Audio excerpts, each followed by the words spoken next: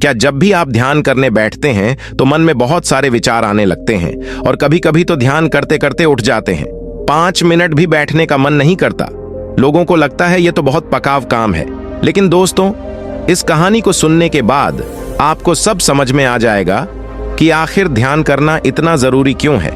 एक समय की बात है, एक छोटे से गांव में एक लड़का रहता था जिसका नाम आनंद था। आनंद बचपन से ही बहुत जिज्ञासु था। उसका मन अक्सर बेचैन रहता और उसे किसी ना किसी चीज की तलाश रहती थी। उसे यह जानने की तीव्र इच्छा थी कि जीवन का असली अर्थ क्या है। एक दिन आनंद ने गांव में एक साधु से सुना कि बुद्ध भगवान पास के जंगल में ध्यान सिखाने आ रहे हैं। आनंद का हृदय उमंग से भर गया और उसने निश्चय किया कि वह बुद्ध से मिलने जाएगा और उनसे ध्यान की कला सीखेगा। अगले दिन सूरज उगने से पहले ही आनंद जंगल की ओर निकल पड़ा। कुछ घंटों की यात्रा के बाद वह एक शांत और सुंदर स्थान पर पहुंचा, जहां बुद्ध अपने शिष्यों के साथ ध्यान कर रहे थे।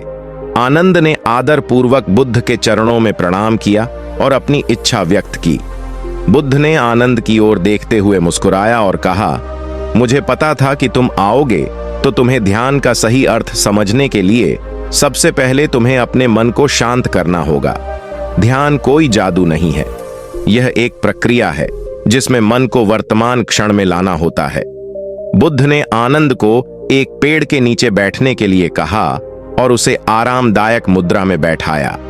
फिर बुद्ध ने आनंद को अपनी सांसों पर ध्यान केंद्रित करने को कहा। अपनी सांसों की गति को महसूस करो, उन्हें नियंत्रित करने की कोशिश मत करो, बस उन्हें आने और जाने दो, बुद्ध ने समझाया। आनंद ने अपनी आंखें बंद की और अपनी सांसों पर ध्यान केंद्रित करने की कोशिश की।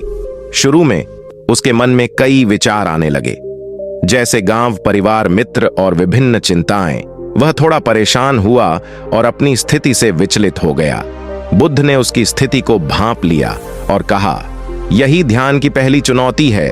तुम्हारे मन में विचारों का आना स्वाभाविक है, उन्हें रोकने की कोशिश मत करो।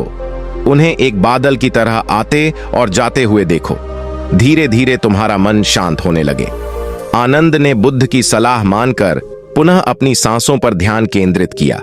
उसने अपने मन में उठते विचारों को बिना किसी रुकावट के आने और जाने दिया। शुरुआत में उसे बहुत दिक्कतें आई, लेकिन फिर धीरे धीरे उसे लगा कि उसका मन शांत हो रहा है। उसके भीतर एक अद्भुत शांति और स्थिरता आने लगी। कुछ दिनों तक आनंद ने बुद्ध के साथ ध्यान की प्रैक्टिस की। हर दिन वह अपने मन को और अधिक शांत और स्थिर पाता। एक दिन ध्यान के दौरान उसे एक गहरी अनुभूति हुई। उसे ऐसा महसूस हुआ जैसे उसने अपने भीतर के असली आनंद को पा लिया हो।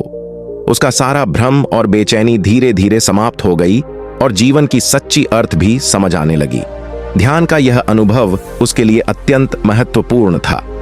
बुद्ध ने उसे समझाया, आनंद ध्यान का अर्थ केवल मन को शांत करना नहीं है, यह आत्मज्ञान की ओर एक कदम है। जब तुम अपने भीतर की शांति को पा लेते हो तो तुम अपने जीवन में सच्चे सुख और संतोष का अनुभव कर सकते हो। आनंद ने बुद्ध का धन्यवाद किया और उनसे विदा लिया।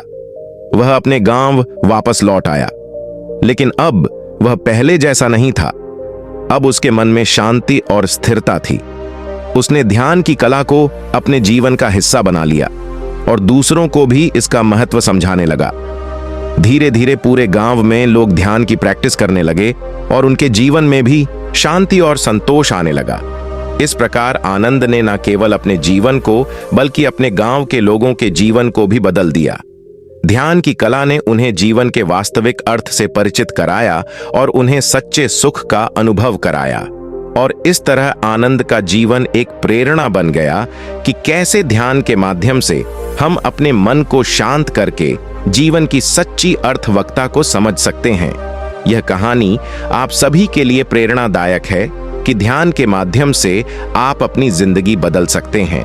वीडियो थोड़ा सा भी अच्छा लगा तो चैनल को सब्सक्राइब कर लेना। इसी तरह की और वीडियो के लिए